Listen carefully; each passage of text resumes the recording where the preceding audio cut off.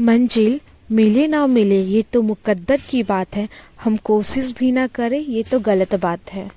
विकल्प बहुत मिलेंगे मार्ग भटकने के लिए, लेकिन संकल्प एक ही काफी है मंजिल तक जाने के लिए। आज रास्ता बना लिया है तो कल मंजिल भी मिल जाएगी, हौसलों से भरी यह कोशिश एक दिन जरूर रंग लाएगी। जब मंजिल करीब हो तो मेहनत जबरदस्त करना, जीत निश्चित है तुम्हारी, बस तुम अपनी पढ़ाई में व्यस्त रहना। हेलो यूट्यूब फैमिली, तो welcome to back my YouTube channel Classic Umar पे आप सभी का स्वागत है।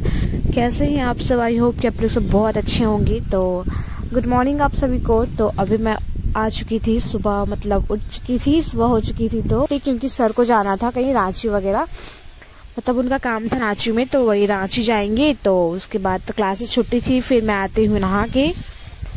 फिर यहाँ पे नहा के आ जाने के बाद आज मैंने वो बाल वॉश किया था, क्योंकि कल मैंने शायद बाल नहीं धोया था, इसलिए मुझे बाल वॉश करने पड़े थे। और इतना ठंड का मौसम, अभी तो बोलो तो इधर झारखंड में ना थोड़ा ठंड बढ़ाया गया है। मतलब पहले इतना ठंड नहीं था, बट अभी कुछ 2-3 दिनों से बोलते इतना ठंड हवा चलता है ना, तो उसके चक्कर में बहुत ज्यादा ही ठंड लगता है। तो फिर मैं आ चुकी थी, बाल वगैरह वैसे ही काम तो नहीं किया था, बट ऐसे ही बस झाड़ लिया था कपड़े से। तो फिर आ जाती हूँ, आज का टारगेट देखते हैं हम लोग का मैथ में क्या टारगेट चल रहा है। तो मैंने देखा कि हाइट एंड डिस्टेंस था हम लोग का, जो कि कंप्लीट हो गया था। तो उसके आगे आज हम लोग को मेरे को करना था। और आप लोग का टारगेट कहाँ तक पहुंचा है, और आप लोग की स्टडी और प्रिपरेशन कितना हुआ है, कितना नहीं हुआ, आप लोग भी ध्यान दीजिए कि कहाँ तक पहुंच चुके हो आप लोग।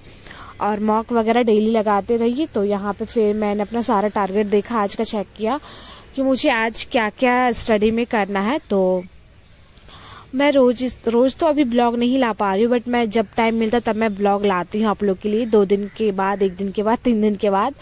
अब इस स्टडी में थोड़ा प्रॉब्लम चल रहा है, मतलब वो तो एग्जाम भी पास आते जा रहे हैं, तो सबसे प्रिपरेशन तो करनी ही होगी हम लोग की ना। और मैं आरआरबी एनटीपीसी 12th लेवल का फॉर्म भरी हूँ गुवाहाटी जॉन से, उसी का मैं तैयारी करती हूँ। तो उसी के ऊपर मेरे ब्लॉग्स भी आते हैं कि टारगेट वगैरह देखने की, कि मैं कैसे मैनेज करती हूँ और कैसे मैं अपनी तैयारी कर रही हूँ। तो आप लोग भी इस तरह थोड़ा बहुत देख के उस तरह करें।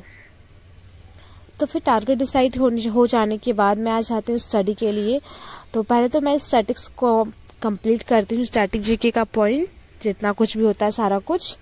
तो उसके बाद सबसे फर्स्ट मतलब बुक लेती हूँ मैं और पढ़ती हूँ। फिर इस तरह करके 4 बुक हैं मेरे पास, जैसे हिस्ट्री, ज्योग्राफी, पॉलिटिकल, इकोनॉमिक्स और जीके जीएस की लुसेंट बुक। ये 5 बुक को ना 1-1 घंटा करके पढ़ूंगी। तो जैसे कि 4 से 4.5 घंटा स्टडी करूंगी। उसके बाद थोड़ा सा फ्रेशनअप होने के बाहर जाऊंगी। फिर से उसके बाद खाना पीना बनाऊंगी, खाऊंगी, सारा कुछ जो होगा ना डेली जैसा होता है, बस नॉर्मल वही लाइफ है मेरी, और तो कुछ खास है नहीं। वही सुबह उठना, पढ़ना, लिखना, खाना पीना, फिर सोना, फिर उठना, पढ़ना, लिखना।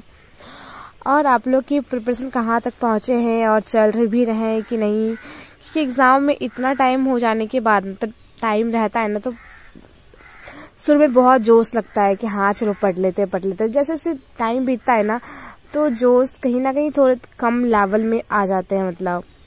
बट हमें ये चीजें नहीं करनी है, बट कुछ भी हो जाए जोश उसी लेवल में रखना है, जो कि हमारे जब हमने फॉर्म भरा था एग्जाम का, और उसके 1 मंथ बाद जैसे हम लोग प्रिपरेशन कर रहे थे, जैसे हम लोग स्टडी कर रहे थे, सेम टू सेम वैसे ही हम लोग के अंदर मोटिवेशन होना चाहिए कि हमें वैसे ही स्टडी करना है। अभी भी जब तक एग्जाम नहीं हो जाए तब तक के लिए सब कुछ वैसा ही होना चाहिए जैसे कि सबसे शुरू में था। जैसे कि बहुत होता है बदल जाते हैं, वैसे बदलना नहीं है, बस जैसा शुरू में था वैसे ही होना है। तो यहाँ पे स्टैटिक्स में मैं पढ़ी थी भारत के प्रमुख क्या था पता नहीं। फिर स्टैटिक कंप्लीट करने के बाद देखती हूँ हिस्ट्री, ज्योग्राफी, पॉलिटिकल में से कुछ पढ़ूंगी। इतने छोटे छोटे अक्षर में लिखे होते हैं ना इस बुक में कि मैं दिखा नहीं पाती हूँ। फिर उसके बाद मैं आ जाती हूँ हिस्ट्री पढ़ने के लिए, और देखती हूँ आज मुझे कौन सा चैप्टर पढ़ना है।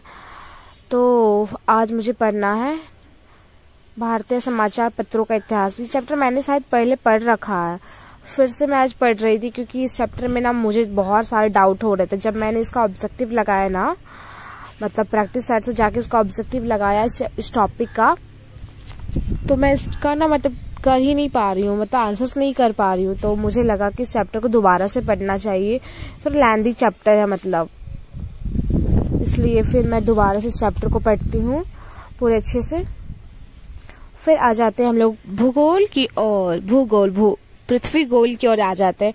फिर यहाँ पे हम लोग को पढ़ना विश्व का सामाजिक भूगोल।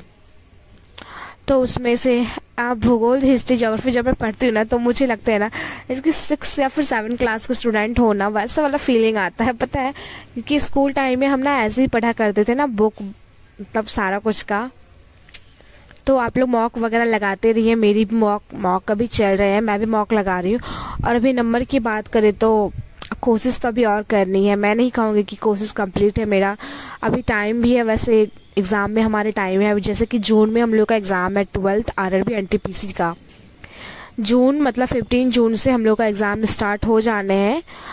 बोला तो यही गया है रेलवे की ओर से, अब देखते हैं एग्जाम कब स्टार्ट होगा, बट नोटिस तो यही है कि 15 जून से स्टार्ट हो जाने हैं 12th लेवल का। और ग्रेजुएशन लेवल की बात करें तो वो अप्रैल में स्टार्ट हो जाना है। तो हिसाब से देखते हैं, तो अभी थोड़ा बहुत टाइम है मेरे एग्जाम में, तो अभी नंबर भी ठीक है, बट अभी उतने भी अच्छे नहीं है जितने कि मैं कह सकूं कि हाँ चलो कंप्लीट है तैयारी। नहीं, तैयारी भी कंप्लीट बिल्कुल भी नहीं है, और भी बहुत कोशिश करना है, और मतलब लेवल अप बढ़ाना है क्वेश्चंस के, क्योंकि क्वेश्चंस बहुत हाई लेवल के आने वाले हैं गाइस, उसमें कोई कॉम्प्रोमाइज नहीं किया जाएगा, क्योंकि कंपटीशन बहुत है। और समझ सकते हो फॉर्म वैकेंसी बहुत कम है, और कंपटीशन बहुत ज़्यादा, लोगों ने फॉर्म को फिलअप किया है, एग्ज़ाम देंगे बहुत स्टूडेंट। तो उस हिसाब से ना बोलो तो कंपटीशन हाई लेवल का जाएगा, तो क्वेश्चन भी डीप पूछा जाएगा एंड एक्सट्रीम लेवल के क्वेश्चंस आएंगे। तो आप लोग उसी हिसाब से अपनी तैयारियां करो एक्सट्रीम लेवल की पूरा, ठीक है। फिर उसके बाद मैंने खाया खाना, बनाया खाना, बनाया खाया। फिर थोड़ी देर मैंने कहा था ना मैं बाहर जाऊंगी, तो मैं खाना खाने के बाद थोड़े टाइम बाहर हो आई, क्योंकि ऐसे स्टडी करने के बाद ना मन नहीं लगता है कि मतलब लगता है ना कि अभी तो यार स्टडी करके उठे ही थे, अभी फिर से स्टडी करने जाना होगा, ये सोच सोच के ना दिमाग चकराने लगता है। तो फिर इसलिए मैं थोड़ी देर के लिए बाहर गई थी, फिर बाहर से आई, उसके बाद मैंने दोबारा स्टडी को कंटिन्यू किया। फिर सबसे फर्स्ट मैंने रीजनिंग के कुछ क्वेश्चंस किए थे, और आज मैंने मैथ सुबह से एक बार भी नहीं पढ़ा। मैंने रीजनिंग का जो टारगेट होता है वो कंप्लीट करना होता है, अगर कुछ बच गया तो उसको नेक्स्ट डे मॉर्निंग में करना होता है। और कुछ टारगेट है तो मॉर्निंग में करो, अदरवाइज आप रिविजन करो। मेरा ये शेड्यूल है कि सुबह एक स्लॉट का मैं पढ़ती हूँ, फिर रात को एक स्लॉट का पढ़ती हूँ, और इस टारगेट से जो भी कुछ थोड़ा बहुत बच जाता है वो नेक्स्ट डे मॉर्निंग में, और जो भी आज का पढ़ा है या फिर जो भी चीजें होती है ना वो नेक्स्ट डे मॉर्निंग में हो जाती है। जैसे प्रैक्टिस सेट वगैरह लगाना होता है तो ये मैं मॉर्निंग में ही लगाती हूँ, क्योंकि उसमें दिमाग हम लोग का शांत रहता है, वो तो बेस्ट टाइम होता है मॉर्निंग में पढ़ाई का। तो उसमें मैं रिविजन करती हूँ, पढ़े हुए चीजों को एक बार पढ़ लेती हूँ ना तो अच्छे से दिमाग में आ जाता है। फिर विश्व के ऐतिहासिक एवं दार्शनिक स्थल, ये भी मैंने पढ़ चुका है, फिर भी मैं पढ़ रही हूँ। इसमें से बहुत सारे टॉपिक्स हैं ना जो कि मुझे याद है कि हाँ मैंने पढ़ा भी है और नहीं भी पढ़ा है, क्योंकि 2-3 बार एक टॉपिक को रिपीट करते हो ना तो अच्छे से वो आपके माइंड में बैठ जाता है। तो मैं भी बस यही कहना चाहूँ कि आप भी इसी तरह करके स्टडी करो। टाइम हमारे पास काफी टाइम है अभी भी, बोलो तो ऐसा नहीं कि टाइम की कमी है, बस आपको स्टडी किस लेवल में करना आप ये देखो लेवल अप बढ़ाओ ना स्टडी का, और अभी टाइम भी है तो अच्छे से कर पाओगे। अगर किसी ने अभी तक तैयारी शुरू नहीं की है ना, अगर अभी भी चाहो तो आप लोग, अगर आप पढ़ने में थोड़े ठीक ठाक हो और अच्छे से सारा कुछ मैनेज कर लोगे तो आप अभी भी स्टार्ट कर सकते हो स्टडी आराम से। और ऐसा थोड़ी ना है कि जिसको तैयारी करनी वो पूरा शून्य बटा सन्नाटा होगा कोई स्टूडेंट, ऐसा तो है नहीं।